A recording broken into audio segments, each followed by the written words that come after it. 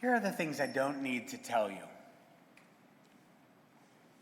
That democracy and majoritarianism are not the same.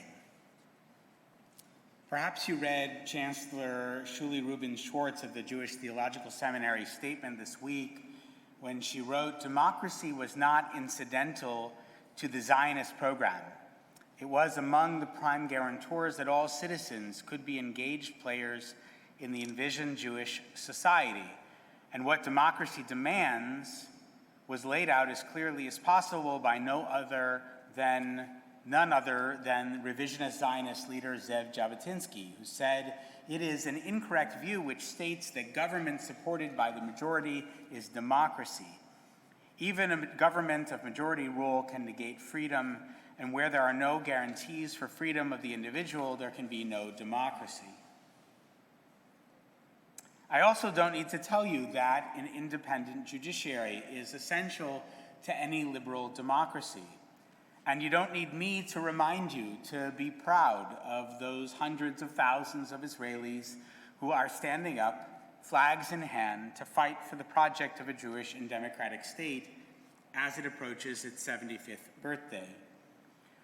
Or to speak out yourselves, as my family and I did when the repugnant and racist minister Bezalel Smotrich spoke at the Israel Bonds conference in D.C., and Eliyah stood proudly, kippah on her head, draped in the Israeli flag, fist in the air, shouting, "Demokratia!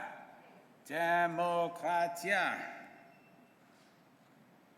And you probably don't need me to explain that while the stunning rise of hundreds of thousands of Israelis across the political spectrum amplified exponentially when Netanyahu fired Gallant, and the collective fervor that led Bibi to finally pause the judicial coup legislation.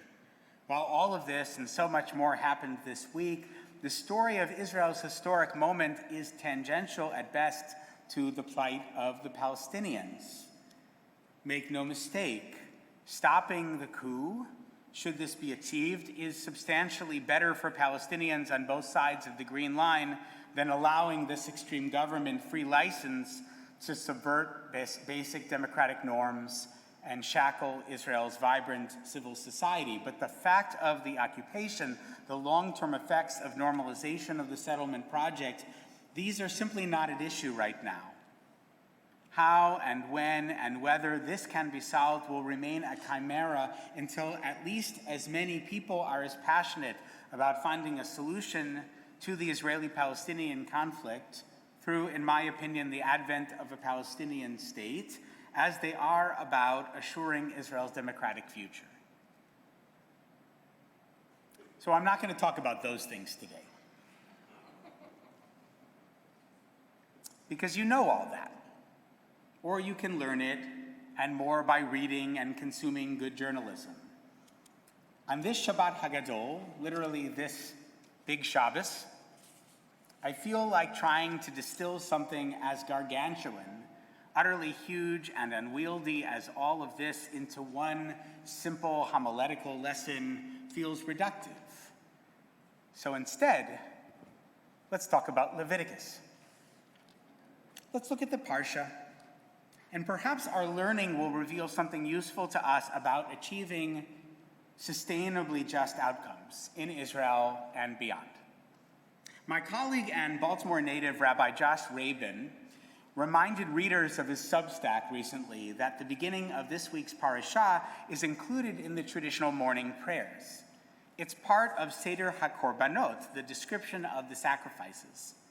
Our sages had this idea that, as Rabbi Jonathan Sachs puts it, in the absence of the temple, studying the laws of the sacrifices is equivalent to offering them.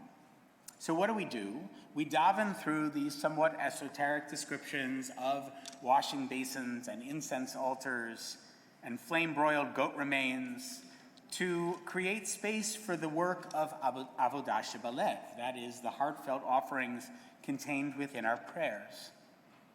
The last verse of the section from Parashat Tzav we read each morning is, Eish Tamid tukad al hamizbeach lo tichbeh, or perpetual fire, that is an Eish Tamid, shall be kept burning on the altar, not to go out. And this verse is amplified by a fascinating rabbinic tradition in which 10 miracles of the Jerusalem temple are delineated. One of these is, quote, "The rains never extinguish the fire of the woodpile." In other words, the fire was truly eternal. And Rav Yosef Soloveitchik explains this underscores the fact that there was no roof on the altar. The Heichal, he says, was under a roof. The Kodesh Kodeshim, the Holy of Holies, was under a roof, but not the altar. But, my friends, there's a problem, because there's a similar text back in Exodus 27 that we read just 4 weeks ago, which appears to contradict this one. There it says, "Ve'ata titzaveh et b'nei Yisrael v'yikchu elecha shemen zayit zach katit lema'or." You shall further instruct the Israelites to bring you clear oil of beaten olives for lighting, la'alot ner tamid, for lighting the lamps, tamid. What are we talking about? The menorah, right? And when we're lighting the menorah, it's meant to be lit tamid, which you hopefully noticed from our parsha means all the time, continuously. But the next verse from Tetzaveh pretty much torpedoes that notion. Aaron and his sons shall set them up in the tent of meeting outside the curtain, which is over the ark of the pact, to burn from evening till morning before Hashem. So what's the problem? From evening to morning is not from evening to evening. By extension, the verse means that while flames burned throughout the night, they were dormant during the day and then rekindled each day at dusk. So which is it? Is Tamid perpetual, eternal, or is Tamid regular, consistent? And the answer, of course, is yes. Tamid derives from the three-letter shoresh, mem vav daled, which is a secondary form of the shoresh mem dalid dalid. A derivative of that is the word midah, measure, as in midah keneged midah, measure for measure. So tamid really means stretch, elongate, prolong. Think about it. You can prolong something by keeping it going continuously, or you can prolong it by doing it consistently. It's like when you make a calendar event in Outlook. Is your event continuous, like when you block out multiple days, all day for a work conference? Or is it never ending, like, I don't know, like some meetings we've probably all been a part of? Or is your event repeating, like each day, but only part of the day, or every Wednesday, or alternating Fridays? That's the concept here. So what's the difference between our texts in Exodus and Leviticus? The Exodus text is talking about the Ner Tamid, the daily kindling of the menorah in the Mishkan and later in the temple. Our parsha is talking about the Korban Tamid, the eternal fire in which the daily offering is burnt. That's why it's called a burnt offering. And this is made all the more confusing because this thing above our holy ark is called a Ner Tamid, not a Korban Tamid, but it burns constantly all day, every day, at least until the LED bulb burns out and then Alex has to replace it. Okay, so what does any of this have to do with anything, really? On suggestion from Rav Tyler, this week I listened to Yehuda Kurtzer's webinar on the situation in Israel. And Kurtzer shared what I think is a really useful metaphor for what's happening right now in Israeli society. He encouraged his audience of thousands listening not to lose sight of the long game, the big story, and to be careful not to get too caught up in the small stories. Ben Gvir said this, Smotrich did that. Biden said something after his State Department said something else. And then Bibi shot back. And this American organization made a statement. And this pundit explained it all this way. And around and around and around we go until we're so dizzy we forget what we're talking about in the first place. And what are we talking about? Nothing less than the lives and the future of the Jewish people. Kurtzer puts it this way. Social change needs sprint strategies like protests, and it needs marathon strategies. in education and civic engagement and changing a culture. Those strategies in the end are compatible, even though they tend, he says, to detest one another. The short-termers, the sprinters, look askance at the people running next to them. They look down at them because they're running slower, because they're conserving energy, and they forget to notice that they're actually wearing the same uniform. And that's what I think the Ner Tamid and the Korban Tamid can teach us. It's no accident that this very same word can mean two very different but complementary things. Because together they, like the sprinters and the marathoners, make a good metaphor for sustainable progress. We are standing, the Jewish people here and in Israel, at a very real inflection point. For weeks and weeks, there was a drip, pretty big drips, but drips. Protest after protest after protest, and nothing happened except that it became apparent that the protesters were passionate and sizable in numbers and that they weren't going away anytime soon. But Yariv Levin and the ruling coalition showed no signs of slowing down this dangerous, disastrous package of bills. And then Netanyahu fired Gallant and the dam broke. This week we saw something new. The sheer numbers, yes, but also the energy, the level of commitment from so many corners of Israeli society, and equally importantly, by people around the world who care about basic democratic norms and values. Micha Goodman, like Kurtzer, also of the Shalom Hartman Institute and my teacher, pointed out this week that it's hard to imagine any other country shutting down and setting fires in the middle of its major freeway, and the next morning the value of its currency goes up.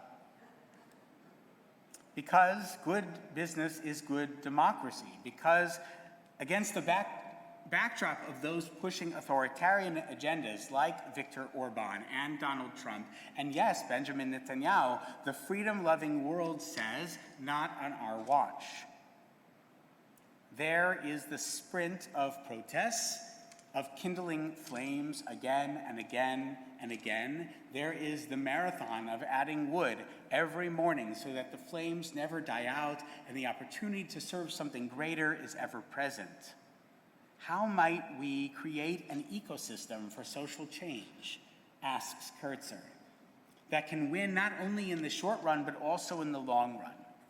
Or more to the point, maybe it took this crisis for us to ask the first principles question that we should have been asking all along. What was this project of Zionism and this Jewish and democratic state of Israel all about, asked Kurtzer. What are we trying to do here? What are the things that succeeded and what has gone off course? How might a continued investment in that very conversation hold us tethered to Israel in the midst of a moment like this, even as the same work holds us accountable to building Israel, and Israel that's meant to be? Chavra, earlier in our Shacharit services, but later by tradition than the order of the sacrifices that I referenced, we have another Tamid. We say, HaMechadesh b'tuvo b'chol yom Tamid ma'aseh breshit. We acknowledge God's, and by implication, our capacity to renew goodness each and every day, each day and always, the project of creation. HaMechadesh b'tuvo b'chol yom tamid, each day and always. The strategy lives within the blessing, which brings me back to Shabbat Hagadol. This Shabbat has that designation because it's the Shabbat every year before Pesach. And Pesach is about the Israel that's meant to be. But it cannot be what it must, Eretz Yisrael or Medinat Yisrael, unless we acknowledge that between slavery and sovereignty there is wilderness. So I'll close with the words of political theorist Michael Walzer, who writes the following in his seminal book, Exodus and Revolution. So pharaonic oppression, deliverance, Sinai, and Canaan are still with us, powerful memories shaping our perceptions of the political world.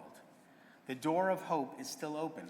Things are not what they might be, even when when what they might be isn't totally different from what they are. This is a central theme in Western thought, always present, though elaborated in many different ways. We still believe, or many of us do, he writes, what the Exodus first taught, or what it has commonly been taken to teach about the meaning and possibility of politics and about its proper form. First, that wherever you live, it's probably Egypt. Second, that there is a better place, a world more attractive, a promised land. And third, that the way to the land is through the wilderness. There is no way to get from here to there except by joining together and marching. Shabbat Shalom.